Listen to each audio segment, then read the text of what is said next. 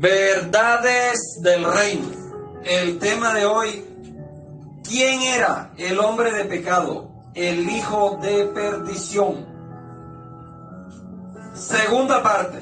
El sábado pasado vimos la primera parte, vimos que Nerón puso su semilla, ¿cierto? Vimos allá de dónde provenía esa palabra sentarse, secato, que quiere decir poner el culo, poner el huevo o poner la semilla. Entonces vimos que Nerón puso la semilla en lo que se llamaba templo de Dios, es decir, en el corazón de los sacerdotes, de los levitas y de muchos aliados que él tenía ya. Bueno, él armó su quinta columna ya dentro de Jerusalén. Vimos cuál era el significado de la quinta columna, ¿cierto? Entonces, quedamos aquí donde dice, haciéndose pasar por Dios, según de Tesalonicenses 2:4, dice, el cual se opone y se levanta contra todo lo que se llama Dios o es objeto de culto, tanto que se sienta. En la época de Pablo ya se sentaba en el templo de Dios como Dios, haciéndose pasar por Dios.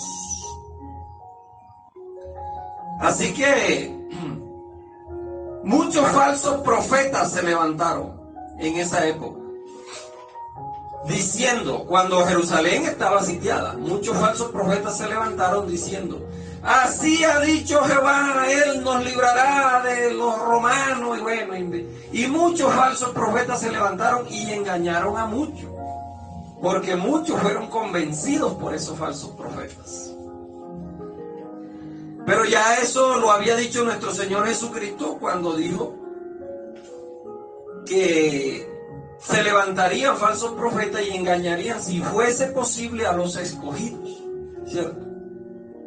Entonces el apóstol Pablo aquí en 2 de Tesalonicenses, ya en el año 54, él está diciendo, no se acuerdan que cuando yo estaba con ustedes le decía esto mismo que le estoy escribiendo, esto mismo yo se lo decía cuando estaba con ustedes. Y ahora ustedes, porque la palabra vosotros quiere decir ustedes, ahora ustedes saben qué lo detiene. Fíjense, los tesalonicenses sabían qué era lo que detenía. ¿Qué era lo que detenía la manifestación de este hombre de pecado? Los tesalonicenses ya sabían. Y hoy en día hay cristianos que, oye, ¿qué será lo que lo detiene? No, es el Papa, es Francisco, es Donald Trump, es no sé quién. Por favor, amados, eso fue para los tesalonicenses, eso no fue ni para usted, ni para mí, ni para Donald Trump. Así que los tesalonicenses sabían quién era lo que detenía a este hombre de pecado, a este hijo de perdición, que ya vimos en la introducción que era nada más y nada menos que el emperador Nerón. Entonces dice, vosotros sabéis lo que lo detiene, a fin de que a su debido tiempo se dé a conocer o se manifieste, dicen algunas versiones. ¿Cómo que se dé a conocer? Entonces nadie lo conocía. Claro que lo conocían físicamente, pero que se dé a conocer su plan, el plan que trae, el misterio, el ministerio de la iniquidad. Él tenía que darlo a conocer, pero había alguien que lo detenía. Entonces, ellos sabían ya en el año 54, ellos sabían quién era el que lo detenía. Vosotros sabéis quién es que lo detiene a fin de que su debido tiempo se manifieste, porque ya está en acción el misterio de la iniquidad, solo que hay quien al presente lo detiene, hasta que a su vez se ha quitado del medio. Entonces se va a manifestar aquel inicuo, ¿cierto? Ya en el año 54 estaba en acción el misterio, el ministerio de la iniquidad. ¿Cuál es el ministerio de la iniquidad? Bueno, sí, como dice aquí. ¿Cuál es el misterio de la iniquidad? El misterio de la iniquidad. El misterio de la iniquidad es un hombre haciéndose pasar por Dios. Ese es el misterio de la iniquidad. Porque lo contrario es el ministerio que llama Pablo allá en Timoteo. Dice, grande es el misterio de la piedad. ¿Cuál es el misterio de la piedad? Dios fue manifestado en carne. Dios se hizo hombre. Y el misterio de la iniquidad, un hombre haciéndose Dios. Ya estaba en acción. Porque es que el problema aquí con los emperadores era que ellos exigían ser adorados igual que a Dios. Por eso allá los fariseos, los que estaban a favor de él, le dijeron, nosotros no tenemos más Señor sino el César. Habían cambiado a Jehová Dios por un hombre humano, por el que estaba allá en el trono gobernando en Roma. Por eso el Señor dice, hombre, denle al César lo que es del César y a Dios lo que es de Dios. Entonces aquí vemos que estaba en acción el ministerio de la iniquidad. Estaba en acción. Entonces ya vimos las dos acciones que se contraponen. El misterio de la iniquidad, que es un hombre haciéndose pasar por Dios. En las monedas decía César Dios. Busque las monedas para que usted vea el imperio de cuando Nerón gobernó. César, Dios César. Toda la gloria a nuestro Dios César, decían las monedas. En cambio, el misterio de la piedad es Dios volviéndose hombre. Entonces, ¿quién era el que lo detenía? A fin de que a su tiempo fuera quitado. Su propia madre Agripina. Su propia madre Agripina era la que lo detenía. Porque él le contaba los secretos a su madre Agripina y su madre Agripina iba y se los contaba al Senado y el Senado no le daba poderes plenos para él ejecutar todo su misterio de iniquidad. Y su madre Agripina se convirtió en una enemiga de su propio hijo. Fíjese, porque su madre Agripina fue la que lo llevó al poder a él. Bueno, esto es historia, ustedes lo pueden buscar en los libros de historia. Su madre Agripina fue la que lo llevó al poder. Incluso escribe Séneca en uno de sus escritos que unos sabios le dijeron a Agripina, este hijo tuyo te va a costar la muerte. Y ella dijo, no importa con tal de que herede el trono de Roma. Ya ella sabía lo que se le aproximaba. Y fue el mismo Nerón cuando se enteró de que ella le sapeaba al Senado romano, el mismo Nerón la mató. El mismo Nerón mató a su madre, Agripina la menor, porque habían dos Agripinas, no la confundan con la otra Agripina. Para él poder actuar libremente, ¿cierto? Y también para que se cumpliera lo dicho por el profeta Isaías. Mira aquí la poderosa palabra del Señor. Isaías 11:14, Isaías 11:4 dice, sino que juzgará con justicia, a los pobres erguirá con equidad por sus manos de la tierra, y herirá la tierra con la vara de su boca, y con el espíritu de su boca matará al impío. Esa era una promesa. Eso era una rema que había salido de la palabra de Dios. Y esa palabra de Dios, que es el espíritu de su boca, tenía que hacer un efecto, tenía que cumplirse en la vida de este impío, de este hombre de perdición. ¿Cómo murió Nerón, pues? Él mismo se mató con su espada, él mismo se echó sobre su espada. Literalmente una espada lo traspasó. Y se cumple lo que decía el profeta Isaías, que matará al inicuo con la palabra, o sea, con la espada de su boca. Tenía que cumplirse esa palabra. Esa palabra que ya el Señor había soltado 850 años antes, se cumplió en la vida de Nerón. Fue traspasado por el poder de sus palabras. Entonces mire lo que dice el 8. Entonces se manifestará aquel inicuo, o sea, cuando sea quitada Agripina del medio, entonces se va a manifestar o se va a dar a conocer. Porque claro, un hombre que mate a su madre y se está dando a conocer. Muchos, wow, yo no conocí esa faceta en ti. Hombres que viven con sus esposas 20, 30 años y wow, realmente te desconozco. No te conozco, no sé quién eres.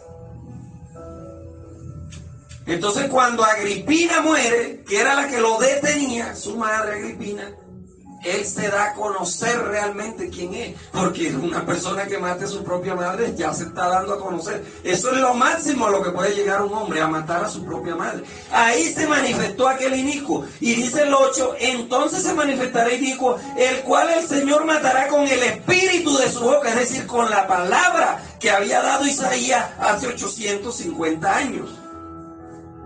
Y destruirá con el resplandor de su venida. El Señor destruyó no solamente a Nerón, sino que destruyó todo el imperio con el resplandor de su venida.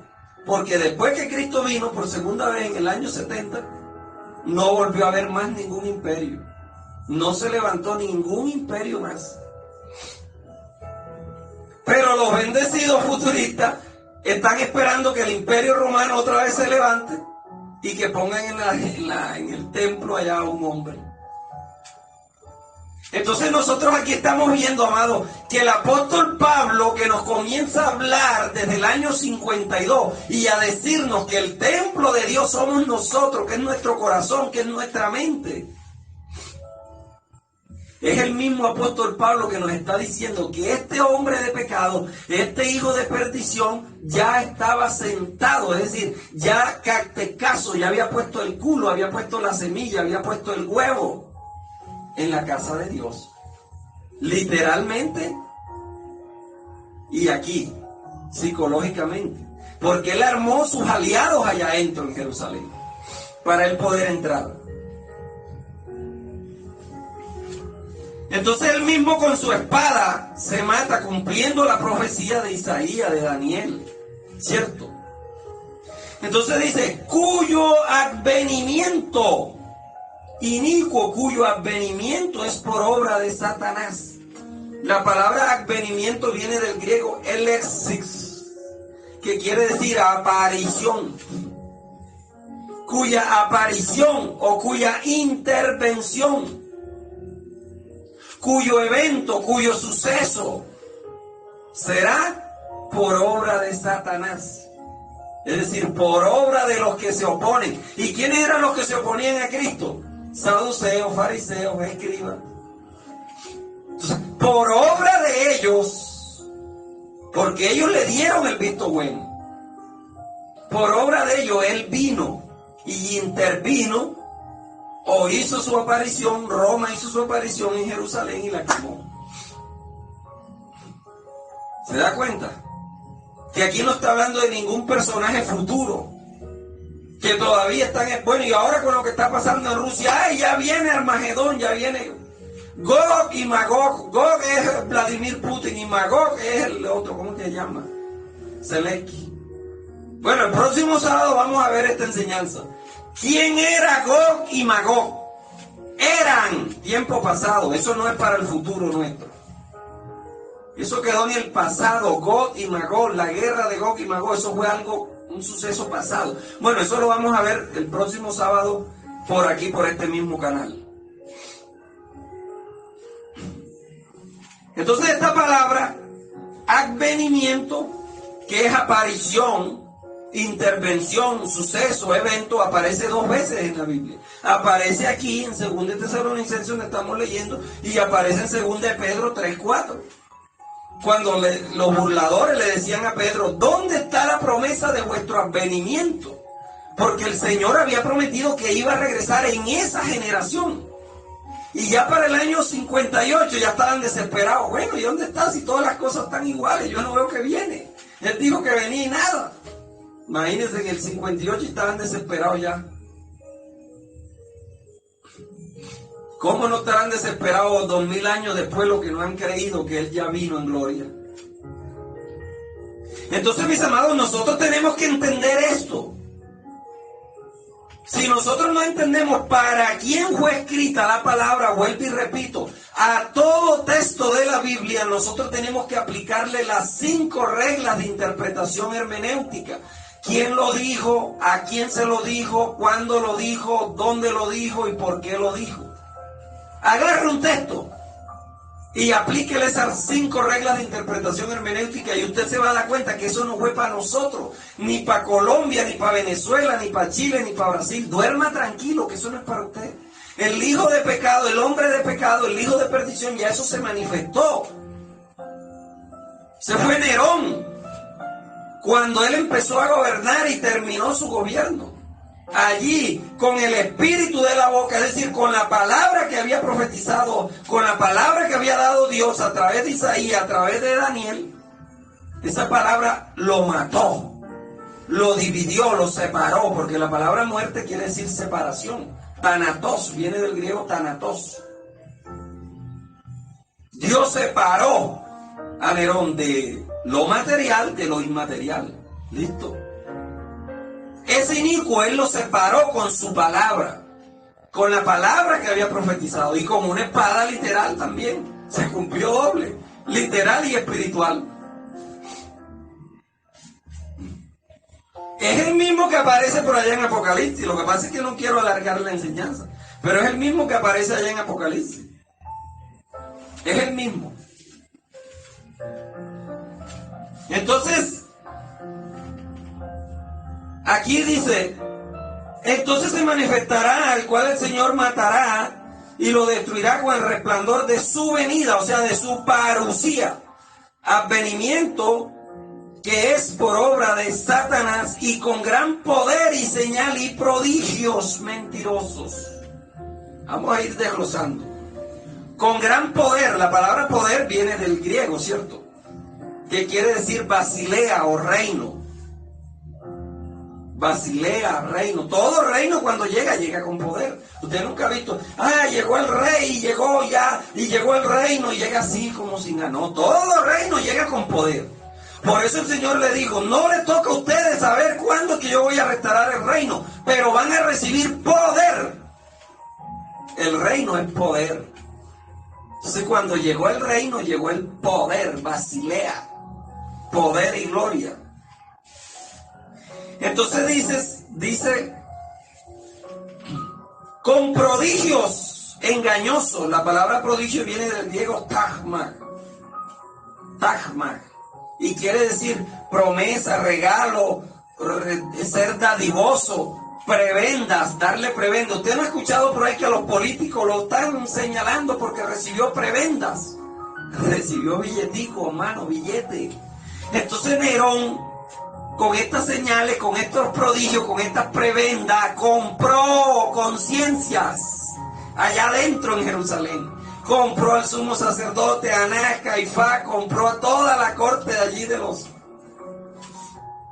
que ejercían el poder en el templo, a los líderes religiosos de la época, al sistema religioso lo compró Nerón, con grandes señales y prodigio.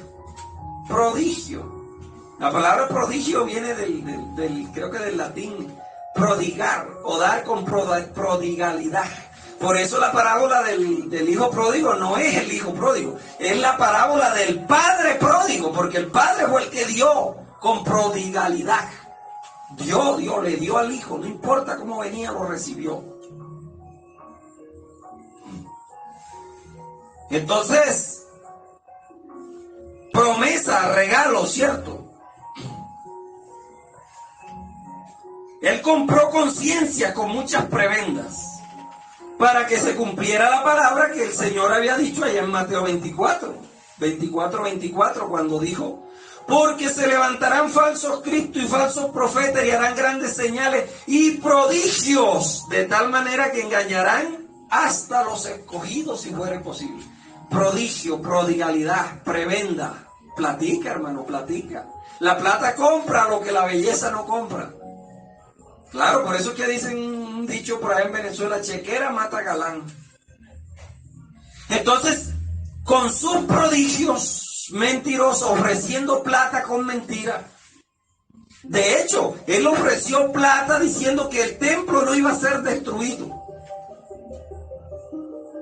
Le mintió a los sumos sacerdotes. Por eso los sumos sacerdotes y los aliados le dijeron, ataquen un día sábado, porque el día sábado ellos están en Shabbat, en Shabbatón, y no hacen nada. Y ese día fue que rompieron la puerta y pudieron entrar, porque ese día no se defendieron. Engañaron a los escogidos, a algunos de los escogidos.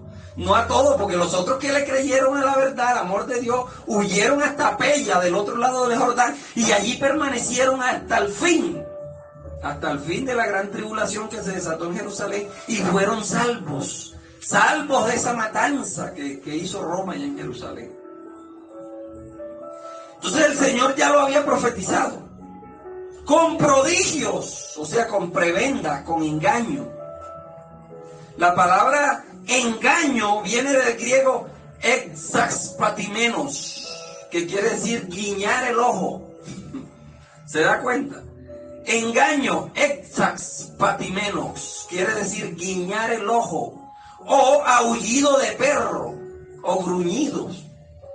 Usted sabe que cuando llega alguien a visitar, el perro ladra y a la vez mueve la cola, hasta que el amo aparece. Cuando el amo aparece, si el perro ve que el amo abraza a la otra persona, la abraza y le da cariño y lo saluda, el perro ve que ya no es un enemigo. Entonces ya deja de ladrar y sigue moviendo la cola. Pero antes de que el amo llegara, para él, para ese perro, esa persona era un extraño. Pero él no sabía si era extraño o si era amo del amo. Por eso él hacía las dos cosas. Ladraba y movía la cola a la vez. Ahora, cuando ya el amo aparece y lo abraza y saluda y dice, entre para acá adentro, ya el perro deja de ladrar y sigue moviendo la cola para demostrar amistad. Así hacían estos que fueron engañados por Roma. Ladraban y le movían la cola a Roma. Le ladraban a Cristo y le movían la cola a Roma. Entonces, si el amo llega y resulta que no es amigo de la persona que está ahí, le dice, ¿qué haces aquí? Fuera de aquí, lárguese que no te quiero ver. El perro deja de mover la cola y empieza a ladrar con más fuerza. Ahí eso significa la palabra exaspatimenos, guiñar el ojo o aullido de los perros. ¿Y para quién era esto? ¿Para quién era esta condenación o para quién era este engaño? Para los que no creyeron. Ahí lo dice clarito. Y con todo engaño, versículo 10, 2 Tesalonicenses 2:10, y con todo engaño de iniquidad para los que se pierden, por cuanto no recibieron el amor de la verdad para ser salvos. ¿Para ser salvos de qué? De esa matanza que iba a hacer el pueblo romano en Jerusalén. Entonces los que no le creyeron a Jesús fueron traspasados de muchos dolores. Tanto que las madres se comían a sus propios hijos. Bueno, tendría usted que leerse también la historia de Flavio Josefo para que usted se entere de todo lo que él vio y redactó allí en sus escritos. Entonces, ese engaño era para los que se pierden, los que no recibieron el amor. ¿Y quién era el amor? Cristo. ¿Cuál es el fin? ¿Para qué no recibieron ellos el amor? Para ser salvo. Por esto Dios les envió un poder, otra vez la palabra basilea o reino. Dios les envía un reino engañoso para que crean a la mentira, a fin de que sean condenados. Como ellos no creyeron a las palabras de Cristo, Él les mandó un reino engañoso, basilea, reino, para que sean condenados.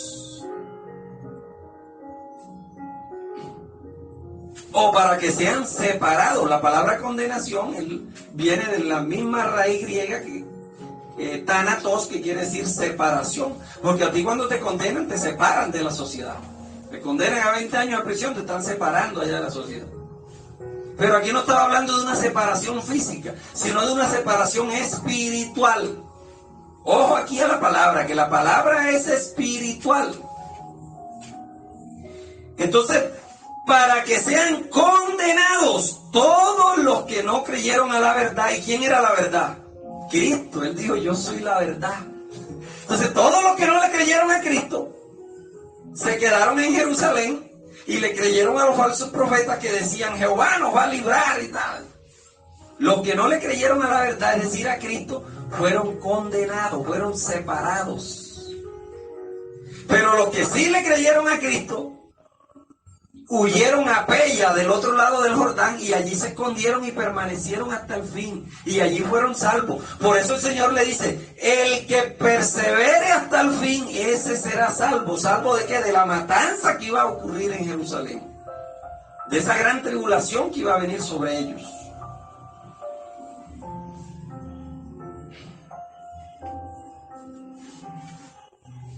Separados. Cataginosco, así se pronuncia, cataginosco. Quiere decir declarar culpable a alguien mediante un justo juicio. Declarar culpable a alguien mediante un justo juicio. ¿Y qué fue lo que hizo el Señor? Pues? Juan 16:8. Y cuando Él venga, oiga, cuando Él venga, convencerá al mundo de pecado, de justicia y de juicio. Ahí se cumple la palabra. Cataginosco, declarar culpable. Y el Señor declaró culpable aquí a todos los que no creyeron, incluyendo a Nerón. Los declaró culpable. ¿Y no creyeron para qué? No creyeron para ser salvos. No creyeron para ser salvos, sino que obedecieron pues a la maldad. Aquí la palabra salvo nosotros tenemos que identificarla también. La palabra salvo viene del griego soteria, que quiere decir recoger el trigo. O sea, el trigo va a ser recogido por un soter, por un salvador. Entonces los que no creyeron fueron condenados, fueron separados. Queda revelada entonces, queda develado este misterio, o más bien no misterio, porque esto está aquí en la palabra, sino que el sistema religioso nos ha dicho que eso es un evento que va a ocurrir a futuro. Y aquí vemos ya que Pablo le está diciendo a los tesalonicenses, ustedes saben quién es el que lo detiene. En la época de Pablo ya ellos sabían quién era el que lo detenía. Se sienta en el templo de Dios, presente perfecto, se sienta. Está sentado. Caxecato puso la semilla, puso el huevo allá en el templo de Dios, en el corazón y en la mente de los judíos que estaban allá dentro del templo físico, que a su vez eran la quinta columna que le iban a hacer la segunda para cuando él fuera invadido. Así que bendecidos con toda bendición, mis amados. Aquí termina este tema. ¿Quién era el hombre de pecado? El hijo de perdición. ¿Quién era? Nerón. Listo, eso usted no se ponga a estar esperando que Vladimir Putin, que él no sé quién, no, señor. Era tiempo pasado, amado. Eso se lo escribieron a los tesalonicenses en el año 54. Eso no fue para usted ni para mí. Así que bendecidos con toda bendición, mis amados.